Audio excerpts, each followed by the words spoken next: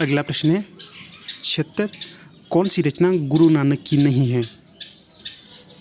सही विकल्प होगा ए अष्टपदी योग ग्रंथ।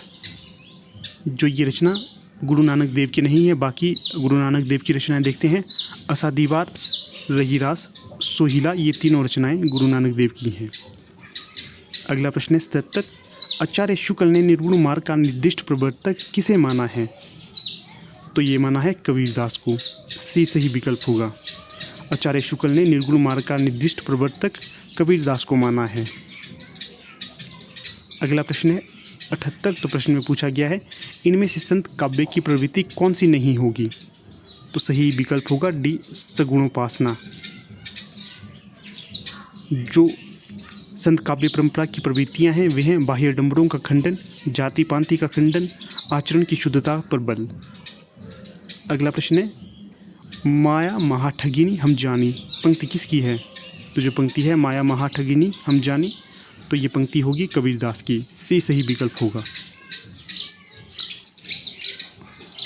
अगला प्रश्न पूछा गया है हिंदी का कौन सा कवि समाज सुधारक पहले है, भक्त और कवि बाद में? मोस्ट इंपॉर्टेंट प्रश्न है ये भी। तो ये होंगे कबीरदास। ए सही विकल्प होगा। अगला प्रश्न है 81, तो प्रश्न में पूछा गया है इनमें से सूफी काव्य का दूसरा क्या नाम है?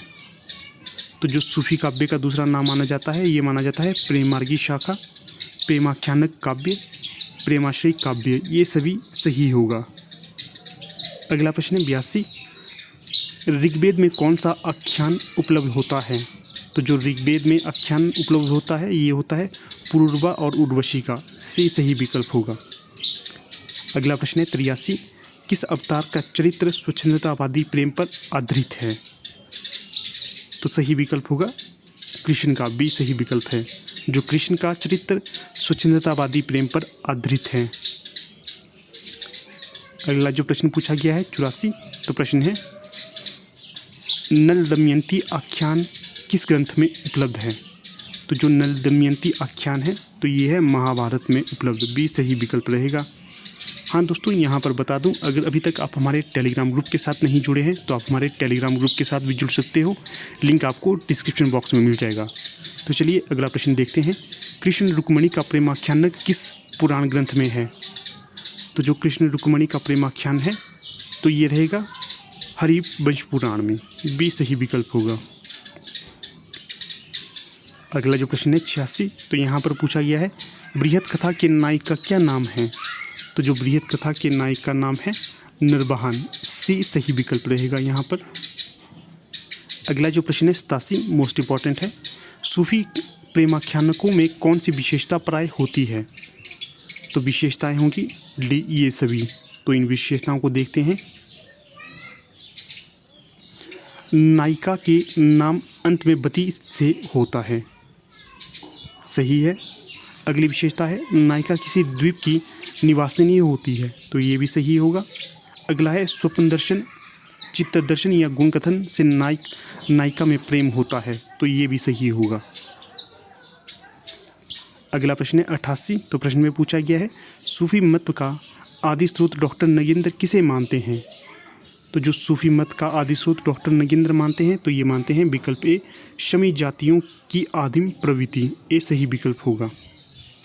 अगला प्रश्न है 89, मोस्ट इंपॉर्टेंट है, अवधी भाषा का प्रथम महाकाव्य कौन सा ग्रंथ है?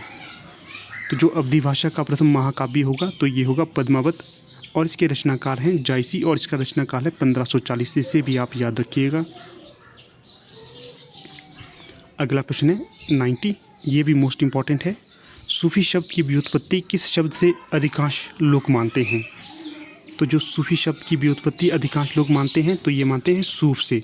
ए सही विकल्प होगा। अगला प्रश्न है 91, मोस्ट इंपॉर्टेंट है ये भी, सूफी काव्य का प्रमुख तत्व इनमें से क्या है? तो जो सूफी काव्य का प्रमुख तत्व है ये है प्रेम। बी सही विकल्प होगा। अगला प्रश्न है 92, सूफी साधना में ईश्वर की कल्पना किस रूप में की गई है? तो सूफी साधना में ईश्वर की कल्पना की गई है पति के रूप में। ए सही विकल्प होगा। अगला जो प्रश्न है 93, ये भी मोस्ट इंपॉर्टेंट है। प्रश्न में पूछा गया है इनमें से कौन सी दशा हाल की दशा गिनी जाती है? जो नासूत है इसकी दशा को हाल की दशा में गिना जाता है। बी सही विकल्प होगा। अगला प्रश्न है 94, इनमें से सूफी साधना के मुकामों में कौन सा शामिल नहीं है? तो सही विकल्प होगा ए मलकत। जो शरीयत है, मारिफत है, हकीकत है, ये तीनों सूफी साधना के मुकामों में शामिल है, पर मलकत इसमें शामिल नहीं है। अगला प्रश्न है 95, डॉक्टर नगेंद्र के प्रेमाख्यानक काव्य परंपरा का पहला ग्रंथ किसे माना है? तो जो डॉक्टर नगेंद्र ने प्रेमाख्यानक काव्य परंपरा का पहला ग्रंथ माना है, तो ये माना है हंसावली को। बी सही विकल्प होगा। जो हंसावली का समय है, रचनाकाल, ये है 1370, इसे भी आप याद रखिएगा। अगला प्रश्न है 96, तो प्रश्न में पूछा गया है आचार्य रामचंद्र शुक्ल ने किस काव्य ग्रंथ को प्रेमाख्यानक काव्य परंपरा का पहला ग्रंथ माना है? तो ये माना है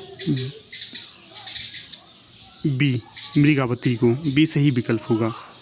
और इसका जो प्रकाशन वर्ष है ये है 1503, इसे भी याद रखिएगा।